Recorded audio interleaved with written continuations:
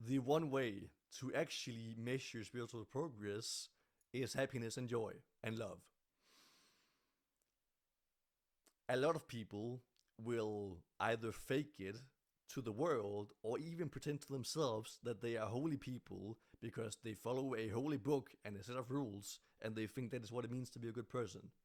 A lot of people think they are close to God because they do what, a scripture says, or they follow a specific practice, or they do this mantra X amount of times, and now they think they have something that's worth something. The one true measure of actually connecting with God is that you connect with God and you experience them. And God is fucking funny. And God is full of love and joy. When you actually connect with a deity, then you will always be affected in the sense that you become intoxicated. You become joyful and loving yourself simply by being in their presence. And people can fake to the world that they are a guru or a preacher or a priest or a holy person, and many more will fake to themselves and think that because they have done this work or practice or followed a certain tradition, that they should be close to God. But the one, way to see if you are close to God is if you actually feel them. If I close my eyes, then surprise, I see Kali. And she makes me happy. She tells me jokes, okay, we talk.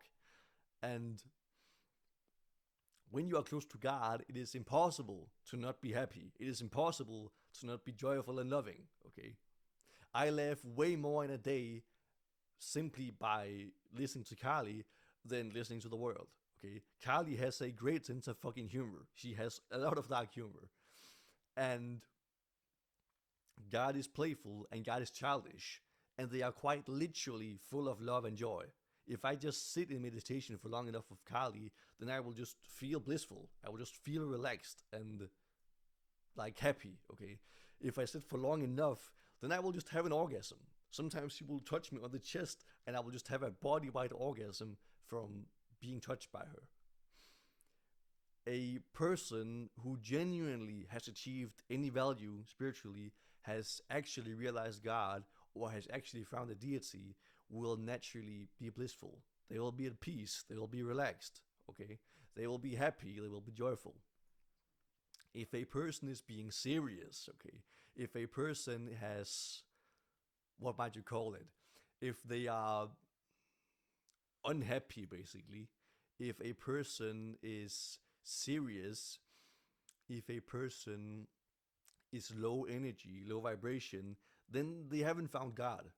There's tons of people, particularly Christians, who claim to be close to God or claim that they are holy people because they follow rules, but at the end of the day, they can't dance. They don't know how to have fun, okay? And a lot of religious people make religion a limitation on what they do. We think in Hinduism that a good person is a person who doesn't eat cow. We think in Christianity that a good person is someone who doesn't talk ill of their parents or doesn't masturbate. We think that doing less and being a slave to mental ideas and limiting our being and not having fun is the key to realizing God or being a good person, which couldn't be further from the truth at all. Any person who has genuinely been in contact with a deity will be filled with joy, with love, and happiness. So yeah, the one true measure of of finding God, of developing spiritually, is that you become happy, that you become joyful, that you become loving, and it is the one thing you cannot fucking fake. So trust your guts when choosing a guru, when judging your own spiritual experience, and simply feel like, is what I'm doing making me happy? Is doing this practice, this yoga, this prayer, does it make me happy? Does it make me feel excited? And if so, then it works.